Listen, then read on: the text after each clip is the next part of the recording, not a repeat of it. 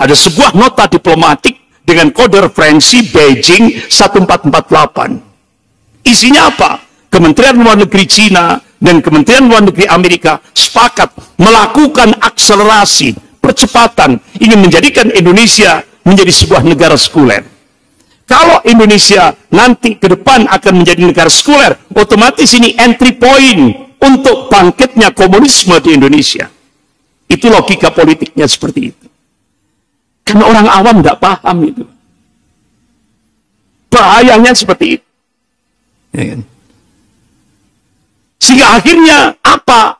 Cina memberikan bantuan hutang tahap pertama 647 triliun. Tidak ada istilah makan siang gratis. Ada take and give. Apa? Agama harus dipinggirkan dalam kehidupan berbangsa dan bernegara. Sehingga agama hanya privasi. Sehingga akhirnya Indonesia membentuk buzzer.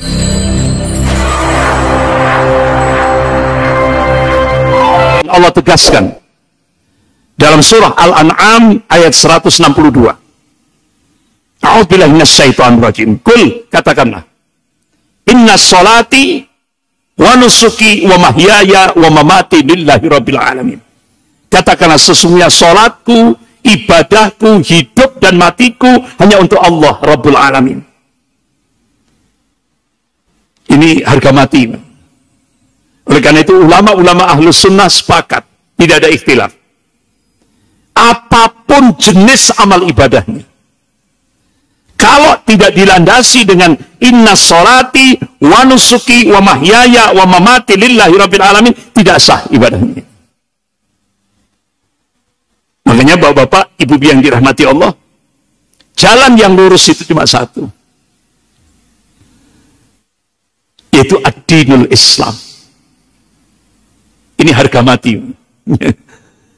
Dan ini kalau kita punya keyakinan seperti ini, kalau di Indonesia sekarang masuk kategori Muslim radikal. Muslim radikal. Nah, ini konotasinya jelek. Ya.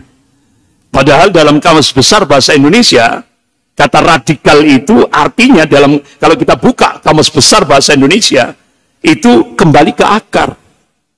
Akarnya umat Islam apa? Al-Quran dan hadis. Berarti kita beragama wajib radikal. Itu logikanya kan seperti itu. Tapi sekarang di Indonesia, itu jelek konotasinya. Jadi dalam aspek linguistik kita dijajah. Kalau dulu Amerika, sekarang dijajah Cina. Sehingga kata radikal itu hanya hantu yang diciptakan oleh Cina untuk menjadikan umat Islam di Indonesia ini menjadi musuh nomor 1. Itu. Jadi dari aspek linguistik bahasa kita dijajah. Kita tidak boleh pakai pemahaman bahasa Indonesia yang benar. Tidak boleh. Kita harus mengikuti Cina. Apalagi kita sudah berubah kiblat ke Cina. Makanya sekarang yang dijual itu radikul. Itu kan? Untuk nakut-nakuti rakyat. Padahal Ibnu Khaldun rahimahullah dalam kitabnya Al-Muqaddimah, sebuah negara yang kuat itu ketika menjadikan rakyatnya ini sebagai sumber daya yang benar-benar akan menguatkan sebuah negara. Nah ini enggak. Rakyatnya dimusuhi dengan radikal dan radikal, ya otomatis Pak, negara ini akan lemah. Jadi seperti itu. Kenapa ini yang diharapkan oleh Cina? Karena ini entry point, pintu masuk Cina untuk melemahkan. Jadi salah satu cara untuk masuk ke Indonesia, lemahkan umat Islam dulu. Baru Cina bisa menjajah Indonesia. Bagaimana cara melemahkan umat Islam di Indonesia? Yaitu tadi, jualan radikal, teroris. Sementara teroris yang asli, seperti separatis OPM, kan sudah, ini teroris yang nyata itu. Berapa banyak TNI Polri yang dibunuh oleh separatis OPM? Berapa banyak warga sipil di Papua dibunuh? Tapi apa sebutan separatis OPM? Nggak berani Indonesia menyatakan itu teroris, nggak berani. Maksimal menyebut KKP, kelompok kriminal bersenjata. Bahkan kasat memberikan stigma saudaraku. Kalau separatis, saudaraku. Kalau ulama, musuhku. Seperti itu sekarang di Indonesia. Benar enggak gitu? Nyata itu. Zaman edan. Nah, orang edan, orang keduman. Jadi seperti harus jadi gila dulu. Ya, harus jadi gila dulu. Ini contoh konkret. Rektor Universitas Negeri, Universitas Islam Negeri Sunan Kalijogo, Jogja. Coba, supaya dapat jabatan harus gila dulu, Bang. Apa? Mahasiswa program doktoral, program S3. Bikin disertasi doktor, judulnya Zina Halal. Langsung dia, rektornya untuk menguji disertasi, dikasih nilai cum laude. Coba. Ya otomatis, Pak. Oh, ini orang yang ini terpilih ini untuk Indonesia ini. Akhirnya diangkat jadi Ketua Dewan Pembinaan Ideologi Pancasila di Istana Negara. Begitu selesai dilantik di Istana Negara, dia memberikan statement, agama musuh terbesar Pancasila. Logikanya sekarang agama itu musuh negara. Dan ini ditopang dampak implikasi ketika Indonesia berubah kiblat ke Cina. Ada sebuah nota diplomatik dengan kode referensi Beijing 1448. Isinya apa? Kementerian Luar Negeri Cina dan Kementerian Luar Negeri Amerika sepakat melakukan akselerasi, percepatan, ingin menjadikan Indonesia menjadi sebuah negara sekuler. Kalau Indonesia nanti ke depan akan menjadi negara sekuler, otomatis ini entry point untuk bangkitnya komunisme di Indonesia. Itu logika politiknya seperti itu. Karena orang awam tidak paham itu. Bahayanya seperti itu. Ya kan? Sehingga akhirnya apa? Cina memberikan bantuan hutang tahap pertama 647 triliun. Tidak ada istilah makan siang gratis. Ada take and give. Apa? Agama harus dipinggirkan dalam kehidupan berbangsa dan bernegara. Sehingga agama hanya privasi. Sehingga akhirnya Indonesia membentuk buzzer. Di antaranya Ade, Armando, Denny, Siregar, Abu Janda, Eko Kontadi, dan macam-macam itu. Digaji oleh negara. Dilindungi oleh negara. Coba kita lihat di akun Twitternya Adi Armando. Dia lecehkan Allah, dia lecehkan Rasulullah, dia lecehkan Islam, dia lecehkan Al-Quran. Bahkan dia minta pemerintah untuk menstop haji dan umroh karena itu pemborosan. Hanya kan pernah di stop kan haji dan umroh. Hanya digunakan untuk membangun infrastruktur. Kasihan itu, Pak. Umat Islam yang dia tiap dia nabung untuk berangkat haji. Itu pun setelah ditanya apa jawabannya? Loh, saya tanda tangan itu tidak sengaja.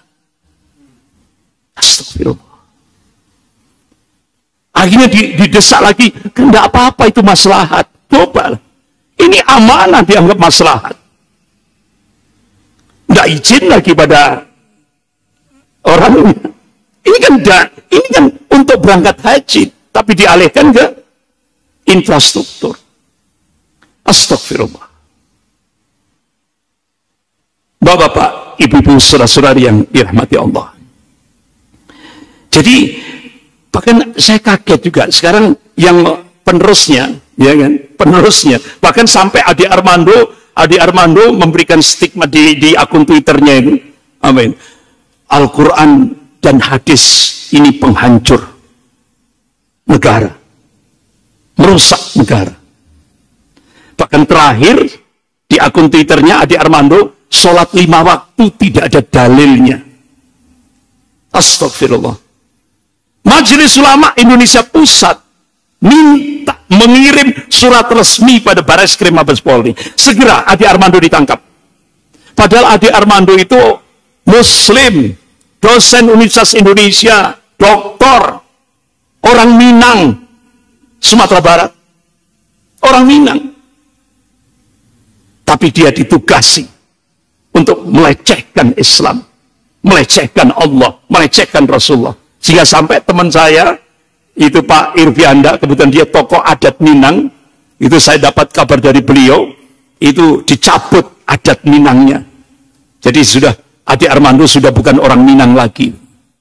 Dicabut sampai itu. Itu usaha orang-orang Minang. Gitu. Jadi sampai seperti itu. Sampai akhirnya, bertahun-tahun surat resmi dari Majelis Ulama tidak digubris oleh Bareskrim Mabes Polri. Akhirnya apa? Allah punya cara, ya kan? Walaupun dilindungi oleh negara, digaji oleh negara, Allahnya juga punya cara. Ya kan? Akhirnya bonyok juga Ade Armando. Dan ditelanjangi. Dan itu malunya 7 turunan tidak akan selesai. Karena apa? Itu disut oleh media seluruh dunia loh Pak. Dilihat seluruh dunia. Sampai sekarang celananya tidak ketemu itu. Ya. Jadi ini caranya Allah menghinakan. Bahkan orang-orang Madura Jabotabek ini sudah memberikan warning, hati-hati, habis ini Denny Sirgar ini, ya kan? Sudah dikasih warning, orang-orang Madura Jabotabek sudah ngasih pengumuman, habis ini tunggu ya, tunggu tanggal mainnya ini. Denny Sirgar, Abu Janda, Eko Kontadi, ya, ini buzzer-buzzer rupiah ini. Jadi aneh, Bapak-bapak, Ibu yang dirahmati Allah. Perserikatan Bangsa-Bangsa PBB mensahkan tiap tanggal 15 Maret ini hari combat, perlawanan, perang terhadap gerakan Islamofobia. Ini Perserikatan Bangsa-Bangsa PBB, ya kan? Menolak gerakan Islamofobia, kebencian terhadap Islam. Sementara di Indonesia, aneh kan? Malah kebencian terhadap Islam subur, menjamur di Indonesia. Padahal Indonesia mayoritas Muslim terbesar saat dunia. Sementara Rusia negara komunis. Umat Islam dirangkul. PBB menetapkan melakukan perang terhadap gerakan Islamofobia. Tapi kenapa Indonesia? Inilah dampak Indonesia berubah kiblat ke Cina. Makanya Bang Yos, Pak Sutioso, ya kan? Pak Sutioso, mantan Kepala BIN, Badan Intelijen Negara, dan mantan Gubernur DKI, ya, mantan Gubernur DKI. Alhamdulillah, beliau sudah mulai memunculkan hati-hati terhadap pekerja Cina. Tidak menutup kemungkinan Indonesia akan seperti Singapura kedua. Gitu. Pribumi disingkirkan. Cina berkuasa. Nah, ini. Apalagi sekarang sudah benar-benar mulai dari Jawa Timur sudah bergerak ini, Pak. Mulai dari Jawa Timur sudah bergerak. Jadi common enemy, musuh bersama kita adalah oligarki. Oligarki. Karena sekarang ini benar-benar menguasai semua lini kehidupan di Indonesia. Sampai calon pemimpin Indonesia ke depan itu sudah di kantongnya oligarki. Makanya dari Jawa Timur sudah mulai bergerak. Bahkan Jawa Barat barusan saja, ya, dari Jawa Barat sudah melakukan perang melawan gerakan Islamofobia. Nah, ini. Jadi ini artinya apa? Membackup apa yang sudah disepakati Perserikatan Bangsa-Bangsa yang pusatnya di New York. Nah, itu. Jadi benar-benar umat Islam, alhamdulillah, sudah mulai bangkit. Ya kan?